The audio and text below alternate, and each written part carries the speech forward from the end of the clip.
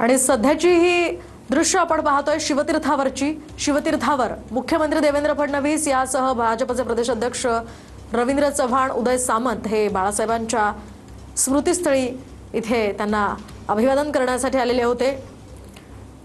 थोड्याच वेळात या सभेला सुरुवात होणार आहे आणि त्याआधी मुख्यमंत्री देवेंद्र फडणवीस बाळासाहेबांच्या स्मृतीस्थळी त्यांना अभिवादन करण्यासाठी आलेले आहेत। आशिष शेलार सुद्धा या ठिकाणी दिसतात।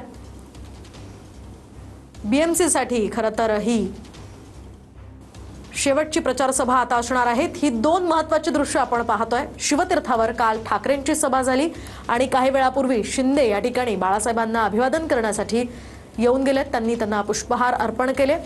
दुसरीकडे आपण पाहतोय ठाण्यातली ही दृश्य आहेत। ठाण्यामध्ये राज ठाकरे आणि उद्धव ठाकरे आता सभास्थळी पोहोचलेले आहेत। थोड्याच वेळात काहीच क्षणात या सभेला सुरुवात होणार आहे। इकडे शिवतीर्थावर सुद्धा फडणवीस आणि शिंदे यांची सभा सुरू होईल। त्यामुळे या दोन्ही महत्त्वाच्या घडामोडी आपण पाहतोय।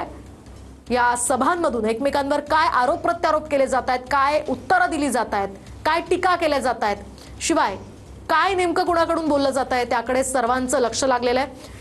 शिवतीर्थावर काल ठाकरे बंधूंची तोप धडाडली आणि आज शिंदे फडणवीस त्यांच्या टीकांना काय उत्तर देतात त्याकडे सर्वांचं लक्ष लागलंय। दुसरीकडे ठाण्यामध्ये जो एकनाथ शिंदेंचा बालेकिल्ला समजला जातो त्या ठिकाणी ठाकरे बंधूंची तोफ आज धडाडणार आहे।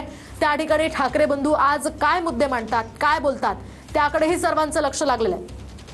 आपण पाहतोय या ठिकाणी छत्रपती शिवाजी महाराजांना पुष्पहार अर्पण करण्यात आलेले आहेत आणि आता काहीच वेळात या सभेला सुरुवात होते। दुसरीकडे मुख्यमंत्री देवेंद्र फडणवीस हे सुद्धा सभास्थळी आता पोहोचतायत। त्यांनी आधी बाळासाहेबांना अभिवादन केलं, स्मृतीस्थळी जाऊन त्यांनी पुष्प अर्पण केले। त्याआधी एकनाथ शिंदे सुद्धा या ठिकाणी येऊन गेले आणि आता या दोन्ही सभा सुरू होणार आहेत। काहीच क्षणात या सभांना सुरुवात होतीये।